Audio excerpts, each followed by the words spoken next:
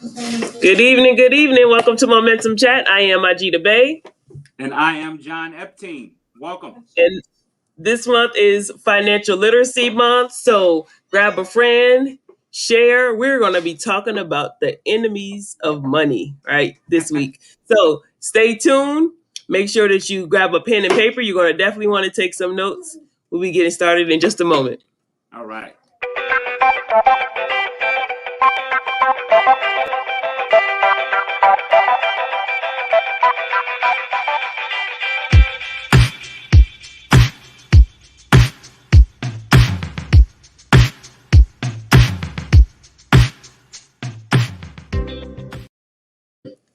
Good evening, good evening. How are you doing, John?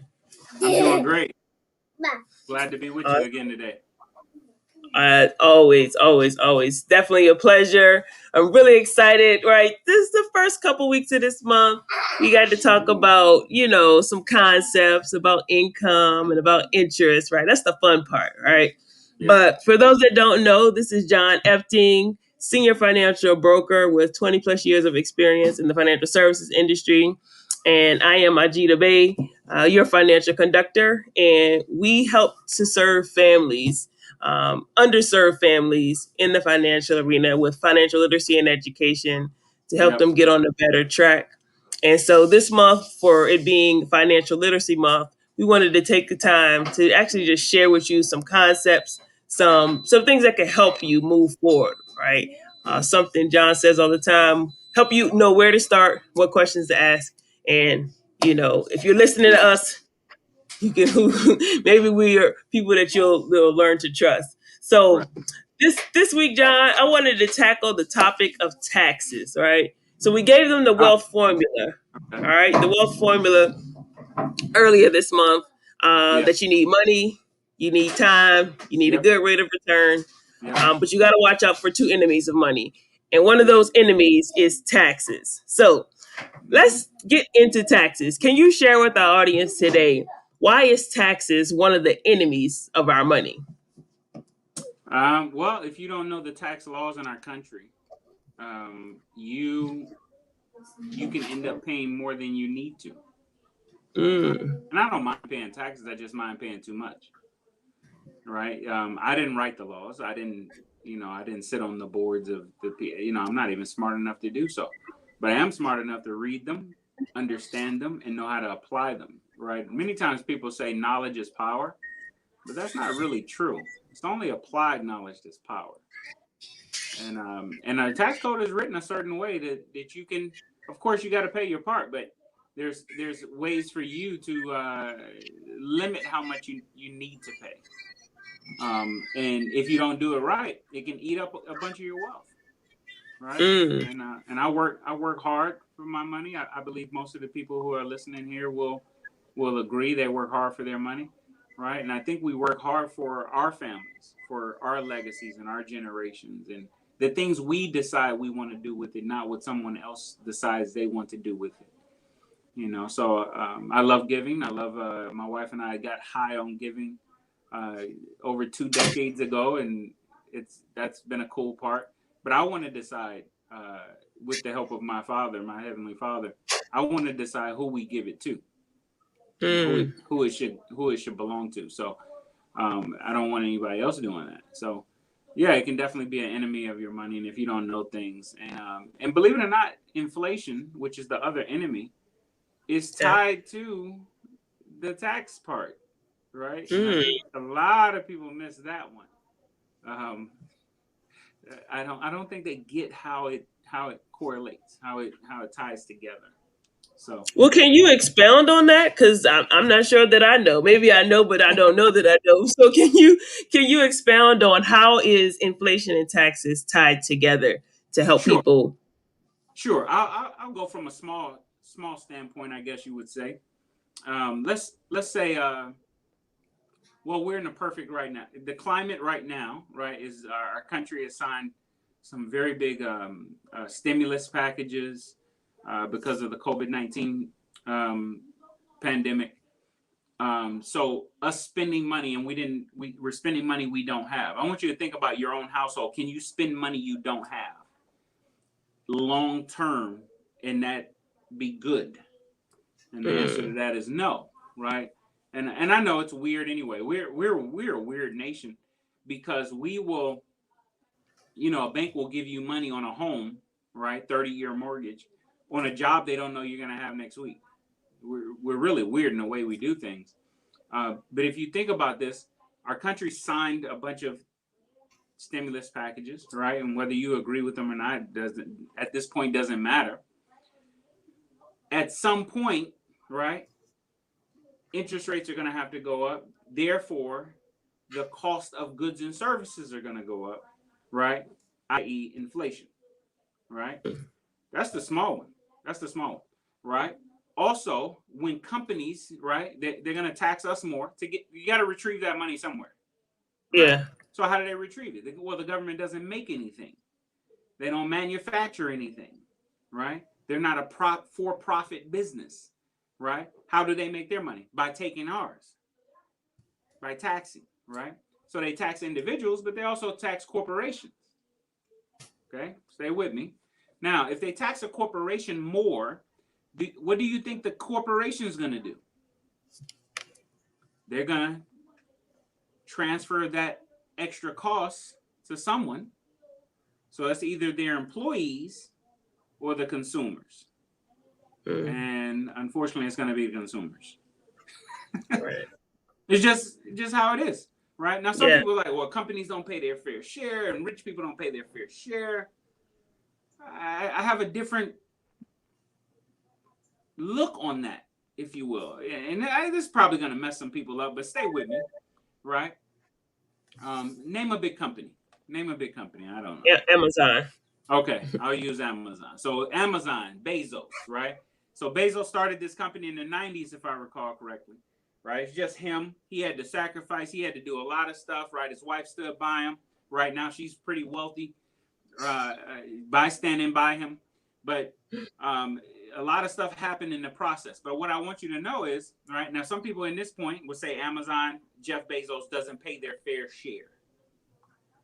First of all, I don't know what a fair share is, first of all, right? Because every person on the planet, if I say a fair share, everybody got a different number, a different percentage. So what's a fair share? Okay.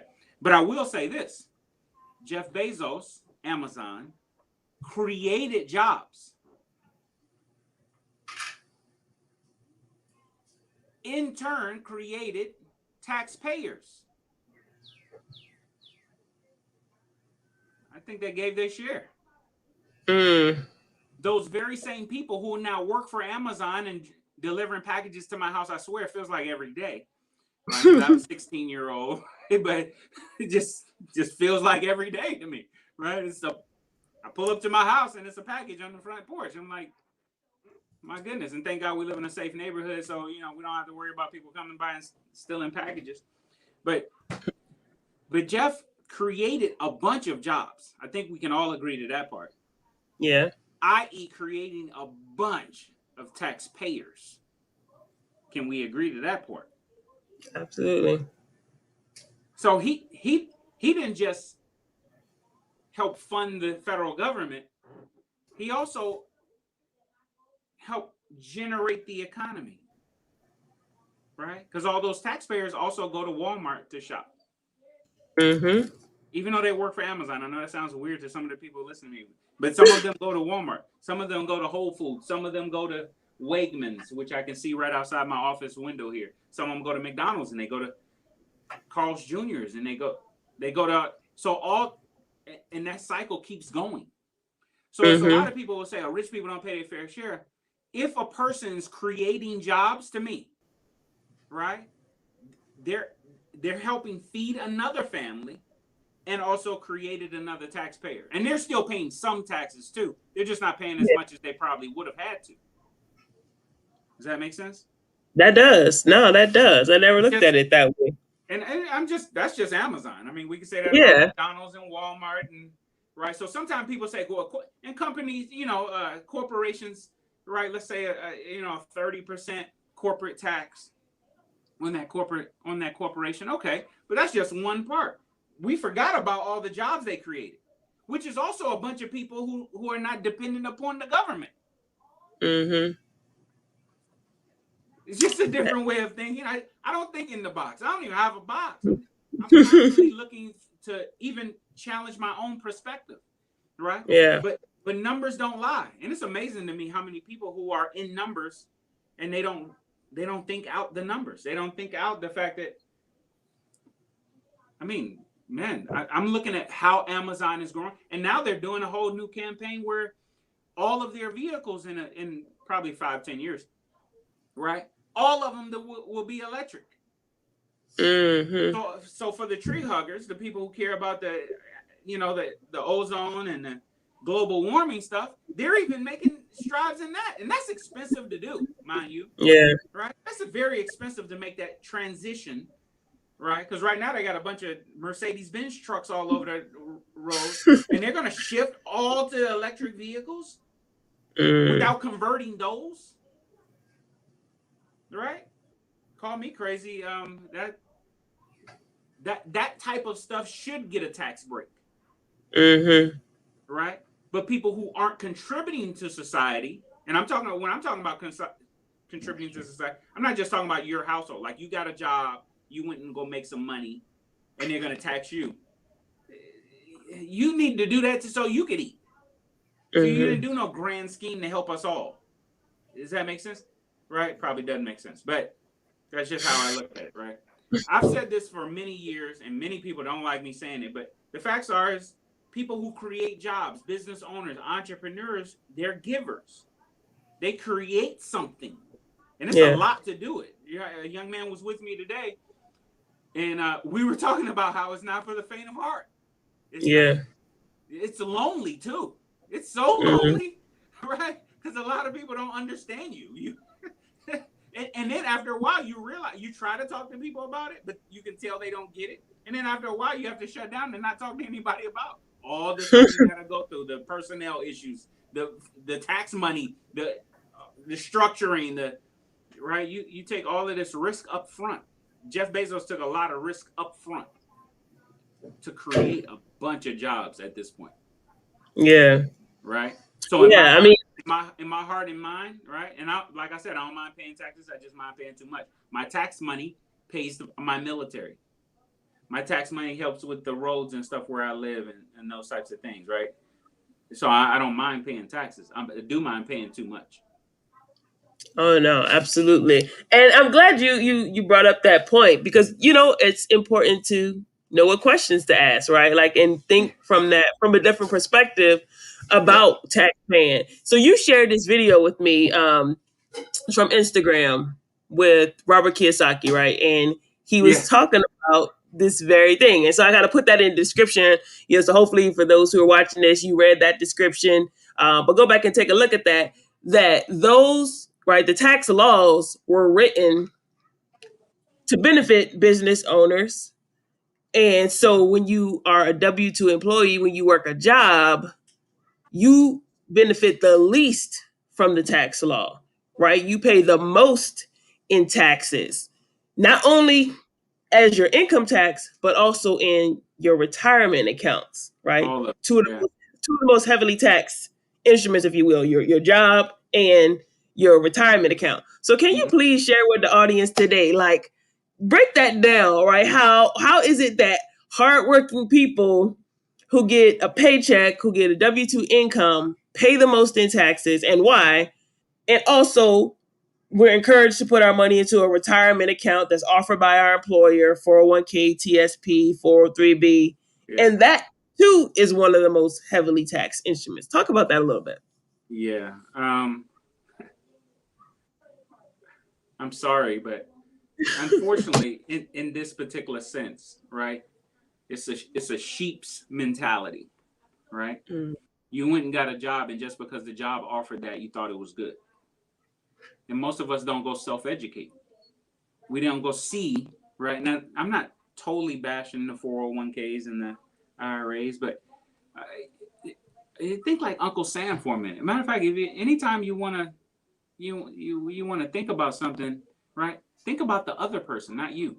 Think how they probably think, right? And I'm not talking about the evil mischief in their heart. No, I'm just talking about if you own the insurance company, would you want to give sick people policies? Simple, right? If you owned a car insurance company, would you want to give a guy who has numerous DUIs and a bad driving record a policy? This is kind of simple, right? You just put yourself in other people's place, right? If you own the company, right? So all those types of things play a part.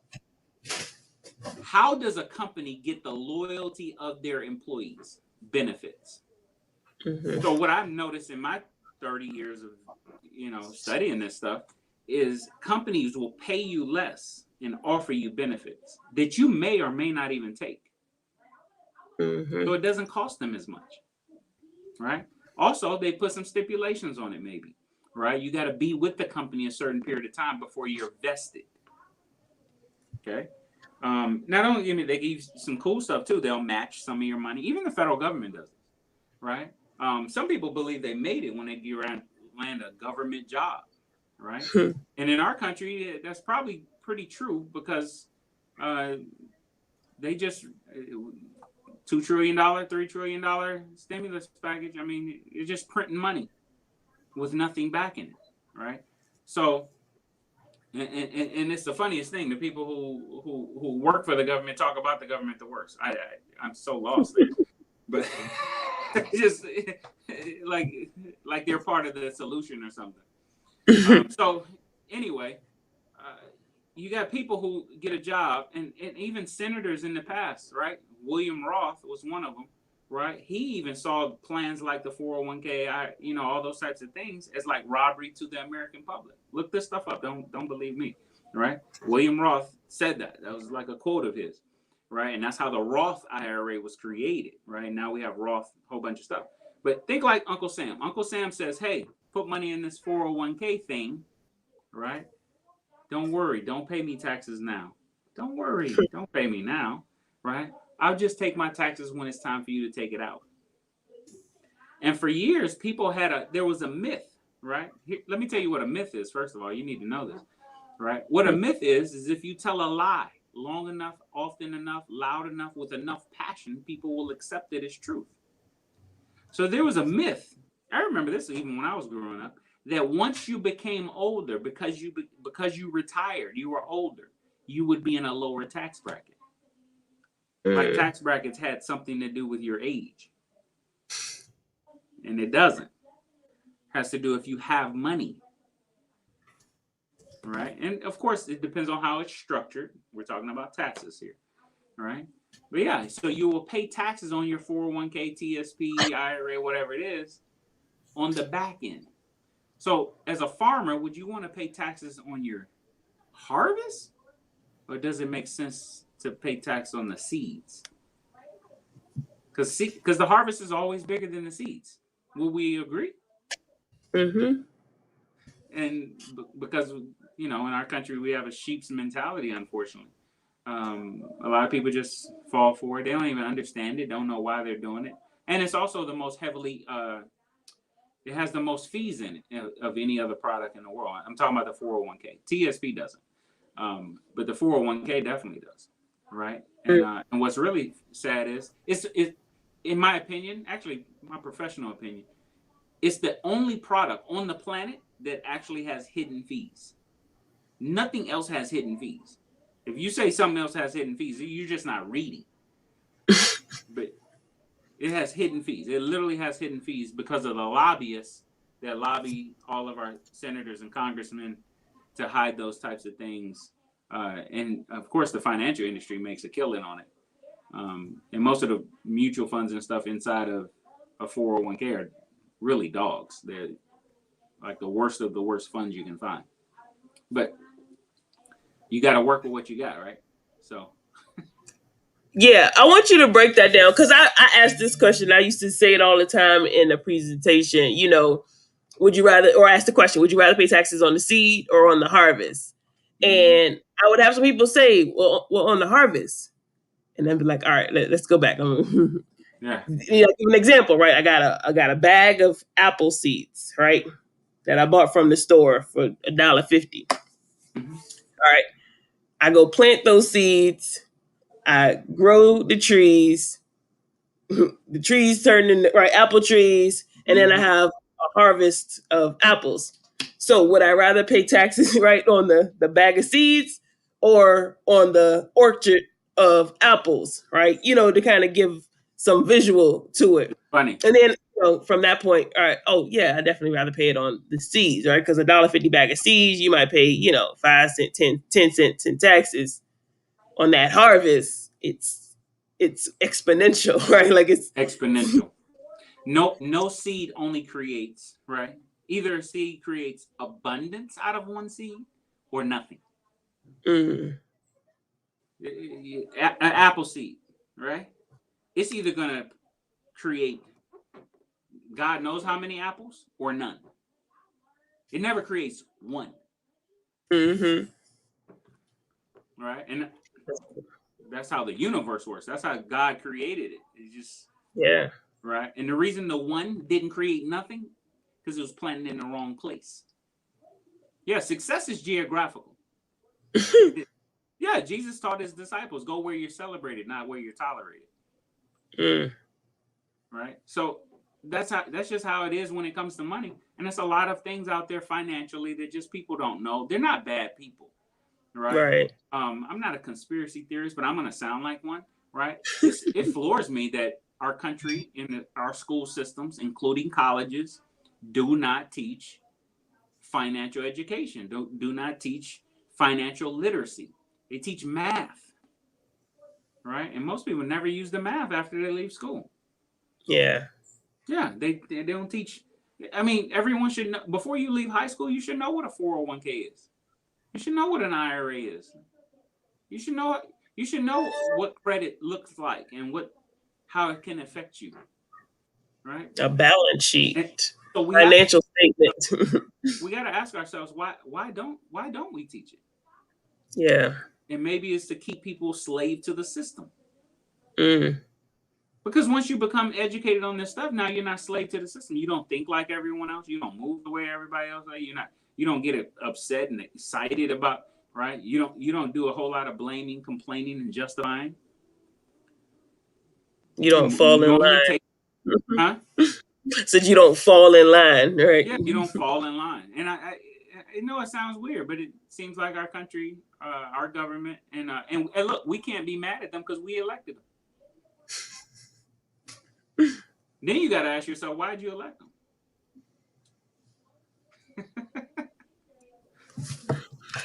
Yeah, it's a rabbit hole once you start asking questions. Right. It's liberating. It's liberating because then you can start looking at things a little bit different. Right now, I'll warn you, once you start shifting your mindset in this stuff, you probably don't want to tell a whole lot of your friends.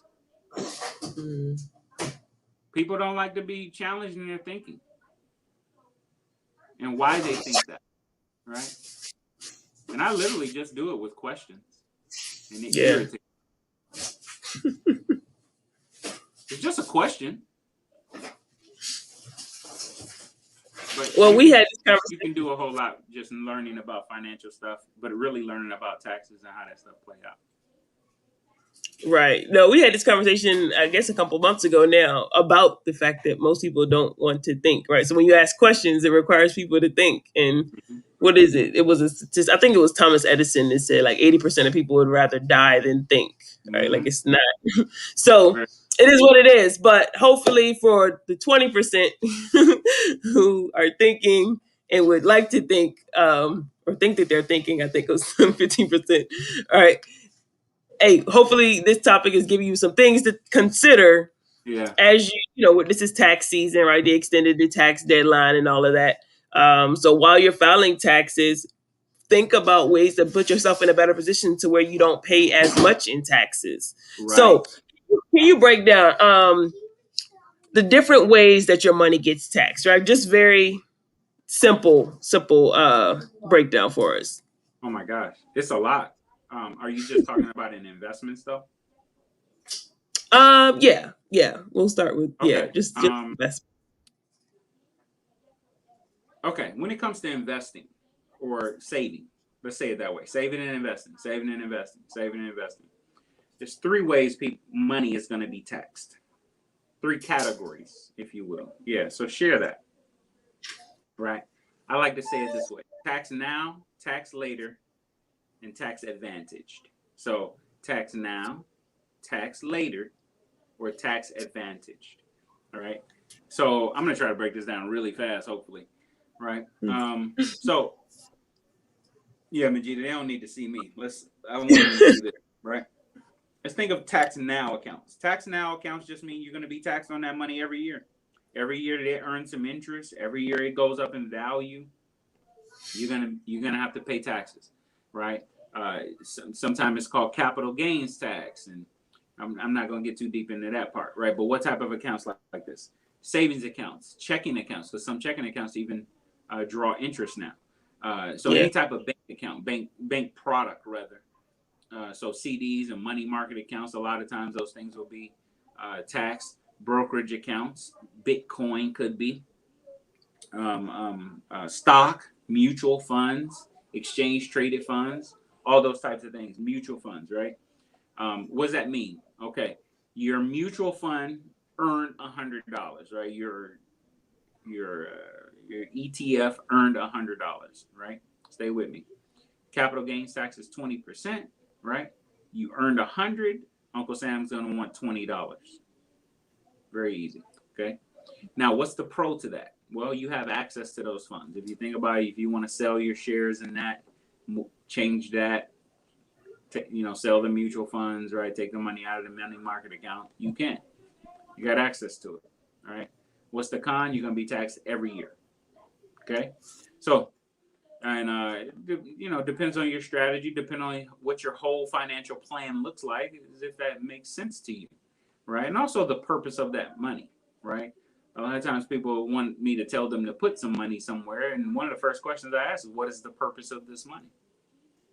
Right. So what are you planning on using it for? When are you planning on using it? Those types of things. Those are important questions. Okay. Tax later accounts are, some people call them, in my industry, you call them qualified plans. 401ks, 403bs, 419, 457s, IRAs, SEP IRAs, simple IRAs. Probably shouldn't have annuities there, but you could say annuities, pension plans, right? Thrift savings plans. These are plans that when you put money in them, you haven't been taxed yet. So let's say you were putting money in your 401k. Stay with me. So on paper, you make $100,000, right? You decide to put $10,000 into your 401k TSP. Okay. So on paper that year you made 90,000. You do not have to pay tax on the 10,000 that went into that plan. Okay. So you pay income tax on that 90,000. Now, of course, if you got earned income credits or child credits or whatever you itemize, I'm not getting into all of that, but that 10,000 that we put into the qualified plan, into the 401k, IRA, whatever, though that money is not taxed. It gets taxed when you take it out. Now, most of those plans have an age limit. You have to leave the money in there until age 59 and a half. If you touch it early, there's a penalty. Right now, it's 10% plus taxes. Right, so it's not 20% like the lady at your HR said. It's 10% federal penalty plus income taxes. For example, if I take 10,000 out of my 401k IRA or something like that, that's now added to what my household made in income, right? So if we made 300,000, now it's 310,000. Hopefully everybody's with me, right? If you make 50,000, it's now 60,000. Okay, so that's how that works. There's some other stipulations to it. You got to start removing money at 72 now. They call that RMD, required minimum distribution. So at age 72, you're going to start getting letters on how much you need to take out of the plan. You got to think like Uncle Sam. All these years, he allowed you to put money in that plan without paying taxes. So guess what you got to? The only way you pay taxes if he forces you to take your money. So at 72, he starts forcing you to take it. If you don't take what he says you to take, it's a 50% penalty plus taxes. It's a lot of people probably shocked about that one, right? One other thing I want to say about these types of things too, Majida. 401k, IRA, 403B, all those types of things, they're just tax codes. They're not accounts. They're tax codes. And the reason I say that is anything can be a 401k if it has that tax code. So a CD, for example, where we live, there's a pretty big credit union here, right? And you can walk in there and ask for an IRA, right? It's just a tax code. If you're not paying attention, that IRA will be a CD. Or that IRA will be a mutual fund, exchange traded fund, right? So it's not about the actual, it's actually the tax code. And this, yeah, so most people think 401k account is a 401, it's an account. No, it's actually IRA doesn't even stand for individual. Most people think it stands for individual retirement account. No, it's actually an individual retirement arrangement is the actual phraseology. Wow. These are just things people don't see. I didn't learn the tricks of the trade. I learned the trade. This wasn't a gimmick for me. I knew people needed help, and I wanted to make sure I understood this stuff in a way that they could get it and actually get the help. So, but all those things are just tax codes. An IRA is just a tax code. That's all it is. There's many different things that some people's 401k has stock in it. Normally the company stock, right? So if you work for a big company, probably has your company stock in it also, but it also has mutual funds inside of it. Mm-hmm. Okay. So those types of tax later accounts, you pay tax on the back end. Tax advantage types of accounts, municipal bonds. These, those are bonds you can buy from your city. Depending on where you live, of course. Right. Roth IRAs, executive bonus plans are really just an insurance policy, cash accumulation in a life insurance policy. So the cash value of a life insurance policy, all those types of plans, even college plans. Yeah, that's another one that falls under this. So let me say that differently. Education plans, right? So the Coverdell Savings Account, the 529 plan, those all fall under tax advantage. Why tax advantage? I'm glad you asked. Thanks for asking. The money you put in these types of plans, you already pay taxes on. Okay, so you make $100,000, you pay tax on your $100,000, and then you decide to put $10,000 in one of these plans. Okay, so the money you put in them has already been taxed. Okay, as long as you follow the guidelines of whichever one we're talking about. So a Roth IRA still has a 59.5-year rule. You got to wait till age 59.5 and 5. You have to wait till 5 years and to age 159. I have to say it that way, age 59.5. Because if you're 57 and you open a Roth, you still can't touch the money without penalty until after the 5 years have expired. So, okay. But the money in those types of plans, as long as you follow the guidelines, when it's time for you to take money out, no tax. You pay tax on your seeds instead of your harvest. Not that hard to understand, but and a lot of times inside your Roth, you can have the exact same funds that was in your IRA or in your 401k or your annuity, especially if it's a variable annuity. But yeah, you pay taxes every year. You can delay the taxes, right? Pay tax on your harvest, or you can go ahead and pay them up front. Don't pay tax again. That's really it. So, can you share for tax advantage plans? What are some of the cons? Right, like it sounds too good to be true, right? So, what is a con to having a tax advantage or tax-free distribution? I notice people who never heard of something always think it's too good to be true. Maybe you're just not educated. Like I said, there's stipulations to those as well, right? Fee structures or whatever. But all the plans I just talked about have the exact same things. The cons is most of them are long term. You need to leave them alone for a while. But other than that, IRA, you got to wait till age 59.5. Roth IRA, you got to wait till age 59.5. The risk, To me, it don't have a whole lot of disadvantages long term. Tax advantage plans are long term. You need to think long term, especially if it comes to, well, Roth IRA has a built in kind of discipline thing. You better not touch it until 59 and a half. But cash value accumulation, life insurance, and stuff like that, right? Those are long term plans. And a lot of times, unfortunately, in my industry, a lot of agents will try to sell them as like an investment plan. And I mean, don't get me wrong, they can grow and do great things, but the primary purpose is life insurance. And you Right. should see it as that first and then structure it properly, right? I'm noticing a lot of agents don't know how to structure them. They're selling them, but they don't know how to structure them. There's a difference. Yeah. Of selling one and designing one. Right. I pride myself. I'm one of the best at designing them. No, I would agree. That's important. That's huge.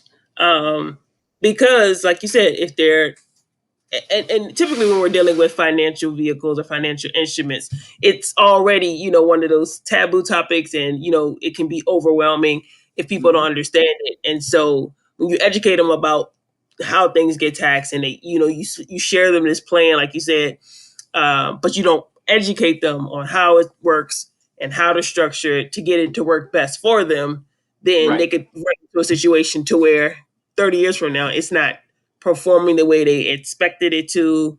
And then, so yeah, it's definitely important to be educated about how it's structured. And that's something that I've definitely had to grow in as well, is like, all right. And I've never been into just selling stuff, right? I want to make sure that things are suitable and affordable.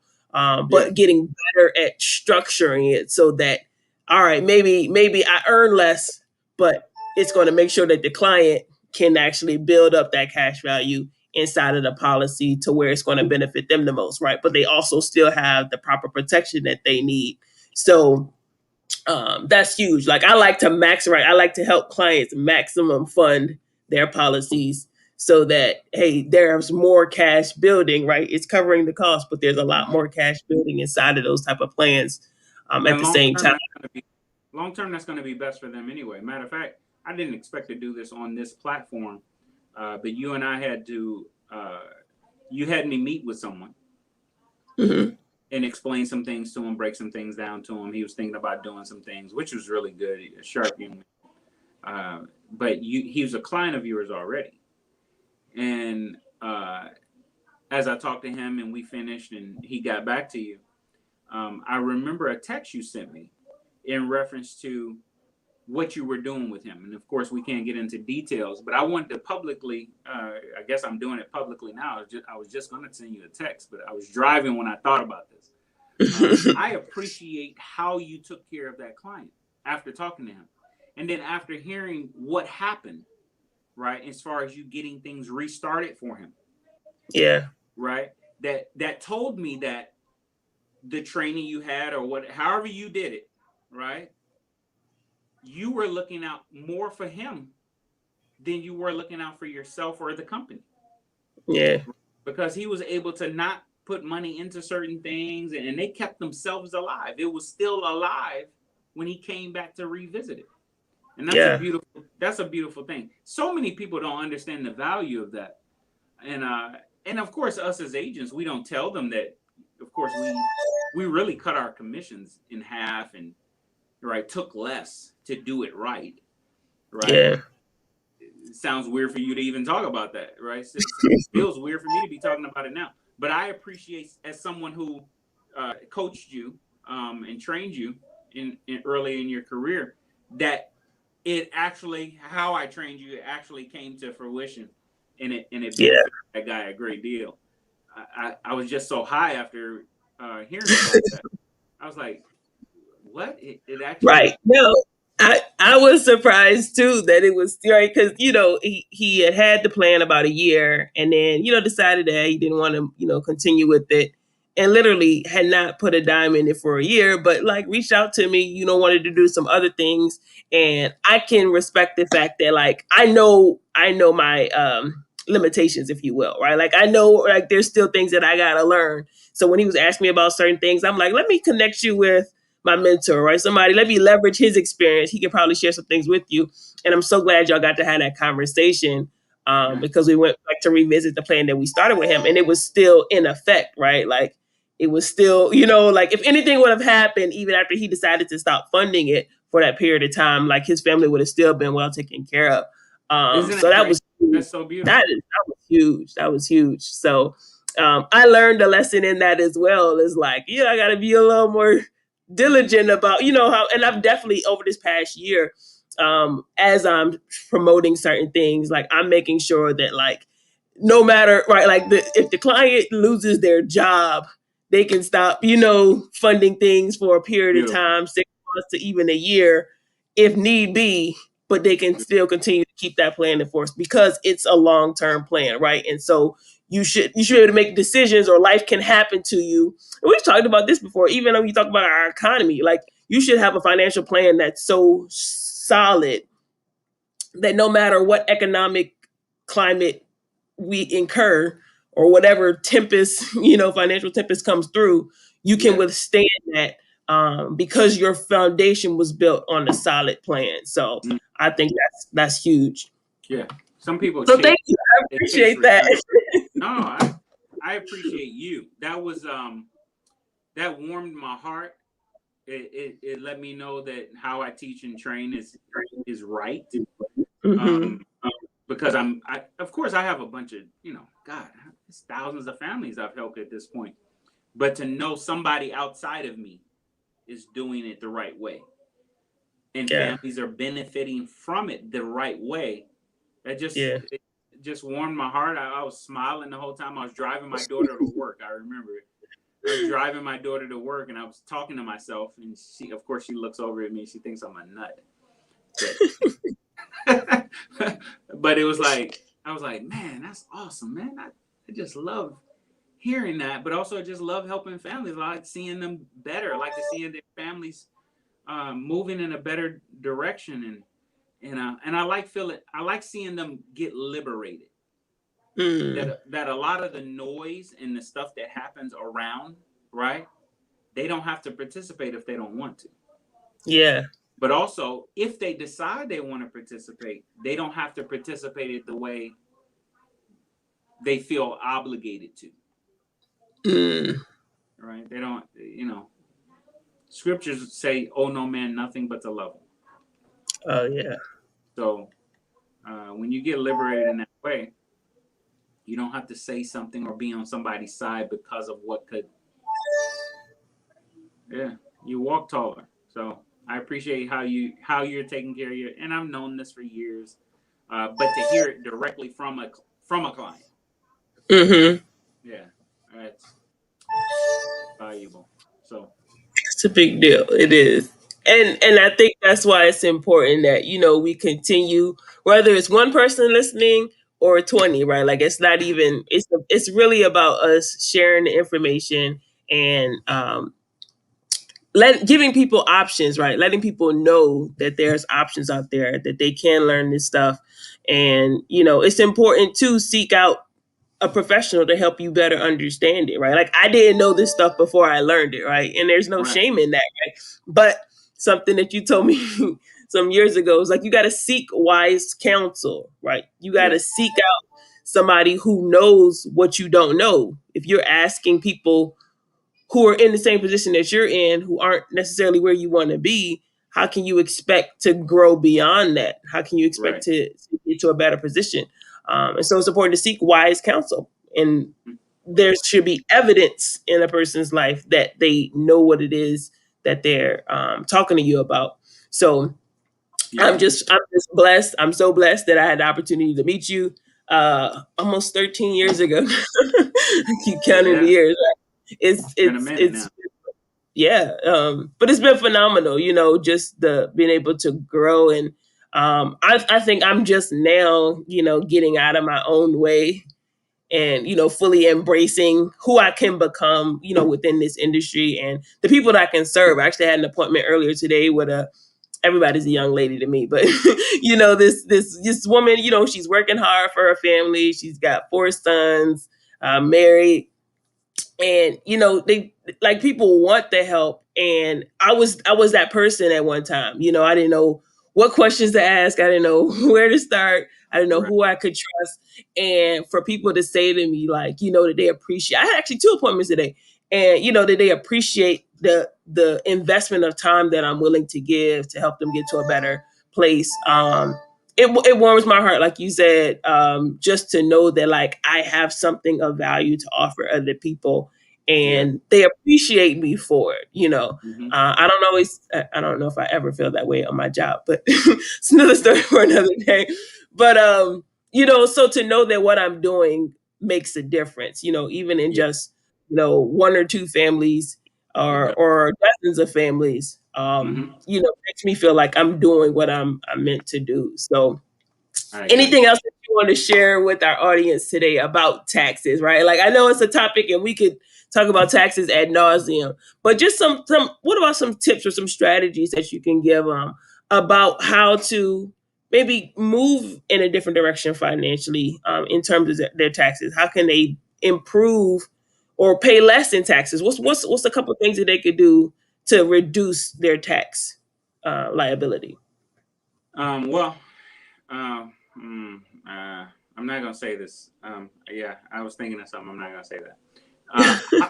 Hire a professional. You know, there's professionals. Not me. I'm not a tax person, right? But hire a professional. They can see things you can't see. You know, I can respect somebody who's used to doing it on their own, and but it's a whole lot of stuff you miss because the tax stuff changes. It feels like daily, right? So Mm-hmm. by the time it's time for you to file taxes, it's so many things that have changed, and all those little systems we use from, you know, QuickBooks and TurboTax and all that stuff. It's not all the way updated, right? But a professional who takes their business very seriously, they're paying attention to that stuff all day, every day. This is what they do. It's not something they just do once a year, right? Also, yeah, go see. I would hire a professional who don't just do it once a year, right? Mm. Just tax season, right? But they're paying attention to this stuff all year long, right? So a good accountant, and I'm not, of course, CPAs, but I'm not going to just say CPAs because I know some non CPAs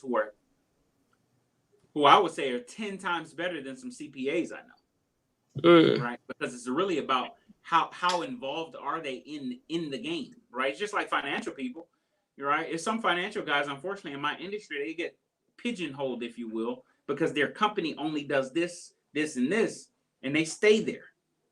And they Yeah. don't go branch out to see anything else. Matter of fact, they badmouth everything else out there, and the reason they badmouth is because they don't do it. So I And would they say, haven't been educated about it. yeah, I would say hire a professional to do your taxes. Here's the big one though. You want to learn how to save on taxes? Own a business, man.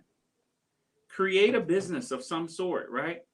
And some people, listen, I would love for you to start a business that you love, that you have passion of. You would, oh my God, you couldn't wait to get up and do it every day. Of course, right? I think everybody would love that. But here's the facts. It's a lot of businesses that have been created that nobody loved doing that, right? Mm-hmm. The guy who owns the 7-Eleven, no, actually, yeah, the couple that owns the 7-Eleven down the street here from my office, or the guy who owns the Subway inside this Walmart. It wasn't his dream to make subs. He wanted an ATM machine that makes money without him. Yeah. That's what business is about. It's about creating a life, a lifestyle, and a business that makes money without you. Right? Now, some other cool stuff come along with owning a business. You get to employ people. You created another taxpayer, right? You also fed a family, right? When you just take a job, you're just a taker. But when you create jobs, you're a giver, Mm. right? And if you want to save taxes on in this country, legally, create a business. You'll be shocked the number of tax breaks and things you get, and because you're creating something. And hopefully your business grows to a point where you're employing people and you're enhancing other people's lives as well. But I think that's the big one. If you just learn that, right? But see a professional. See professionals. Stop trying to do everything. Matter of fact, I'm noticing. I found out during COVID, you could learn anything from YouTube, Mm-hmm. anything. YouTube, Instagram, and Pinterest. You can learn anything. Okay, but here's the bad thing, right? With more information, is a higher chance of confusion. Mm-hmm. I've just watched so many people just get more confused on Bitcoin to investing, and actually I'm noticing people are going through anxiety because they're watching all of this. And remember, it's a highlight reel, what you're seeing on Mm-hmm. Instagram, right? So they're feeling behind. They're feeling less Yeah. than, like they're missing out, right, on Dodge, and it's like, stop, like don't put yourself in that position where you go at your pace. But I believe in professionals. I believe in paying people to do what they do. I don't certain stuff I don't do. It's stuff I know how to do, but I don't want to do it. And I Yeah. a professional would do it better. I believe it saves me money instead of costing me money. Oh, Right? People are absolutely. like, oh my God, I can build a deck myself. Yeah, but right, that 30 hours you had to invest in building it, man, you could have paid that guy and you could have went off and did something else. Could have been playing with your kid. You could have been golfing, whatever your Yeah. deal. Me, it's just hanging out with my wife and my daughter, hanging out with Jesse, and man, oh my gosh, that's all I really want to do nowadays. Like, no offense, I still love hanging Hey, out, I still love doing this with you, but man, if I could just hang out with Jesse and hang out with my wife and just travel and man, right? But at where I am in my life right now, I can do that right now. But where I am in my life right now, I still have a 16-year-old, so I still need to teach her work ethic. Still mm-hmm. got to, and I can't teach her by saying, "Hey, you got to work hard." No, she got to see me work hard. Yeah. Right? Kids don't do what you say; they do what you do. So Absolutely. she No, still needs to see Daddy get up and grind. no, that's a big deal. I'm there too, though. Like, I just want to like hang out with my children. They're at an age now where they're like kind of cool, two Yeah, and yeah, right, right, right. they're, the 2 year old still is, she can have her moments, but for the most part, Yeah, she's just demanding. I can that deal with happens. that, but we That can happens. communicate. We have an understanding. We can have fun together. Yeah. Uh, How so old are yeah, your girls? 2 and 6. Okay, I know. I just wanted the crew, the people who are listening in to know, right? 2 and 6, right? Yeah. And your baby, right? Her middle name is named after my baby that passed, right? Hmm. So she has a huge spot in my heart, of course, right? But I want you to remember, they're only going to be 2 and 6 one time. Yeah. So cherish it. We still got to grind. We still got a purpose. God put us here for a reason, right? Yeah. But never negate the time you get to just roll around on the floor with them. And you've witnessed me at conventions with your daughters rolling Rolling around on the floor in a around. $1,000 suit, right? But I saw your daughter on the floor, right? And I'm in the convention hall. Where were we at? Vegas? Gaylord. Gaylord. Gaylord. The Yeah. Gaylord National Convention Center, right? Up in DC, right? Or Oxon Hill, Maryland, or wherever. But and that's not even my kid, right? I've already made a bunch of mistakes. But I'm definitely gonna live every day like it's the last one, just in case God takes me out. Like I said, I Hmm. left it all on the court, right? So even playing with your daughters in a situation like that is just, and then they're just so freaking cute. I mean, Yeah. it's Yeah. kind of easy to get down there in that suit, right? I just had to unbutton the jacket, but and plus suits can be dry cleaned, right? But your kids will never Yeah. forget the time that you spend that stuff they hold on to. They're gonna forget the toys you buy. They're gonna Hmm. forget the fact that you gave them an iPhone at age whatever. That stuff they don't remember, but they remember you spending time with them, you being goofy with them. That's the stuff they remember. Yeah. Yeah. We went to the aquatic center. There's a YMCA aquatic center, like literally around the corner from my house. So we went there this past Saturday and spent a couple hours till they got hungry and tired. But it was cool, right? Normally I don't like to get my hair wet, but I was like, oh, let me do a couple laps. So decided to get the hair wet, but it's so true. And I know we're talking about the wealth formula this month and taxes and finance and money and interest, all of that. But, what do we do it all for? It's really at the end of the day so that we can invest time with the ones we love, be an example or a model for them. And so, something that I love that Jim Rohn says that if you think it's too late for you, give it as a gift to your children, right? Give them the gift of financial education, help them get started on a better track, so that you can plant that seed that can then turn into the harvest for them in the future. So this has been exciting. I really appreciate your insight, John, sharing with our audience. And so we got one more week left in financial Yeah. literacy month. Next Yeah. week, we're going to be talking about the other enemy of money. So make sure that you tune in, tell a friend, share this information. Look, we don't hold it to ourselves. We're not going to be selfish and keep it to ourselves to just benefit our families. We want to make sure that your family is benefited as well. So share this information with them, right? Start the conversation, right? This could pique their interest. This could give them some insight. Because sometimes it's difficult to have those conversations with your family. So let them have the conversation with us. Let them Yeah. talk to John. So for anybody that wants to reach out, you can reach John on all platforms. John C. Epting. You can give them your best way to reach you. Yep. John C. Epteen on Facebook. So direct message me there, Messenger.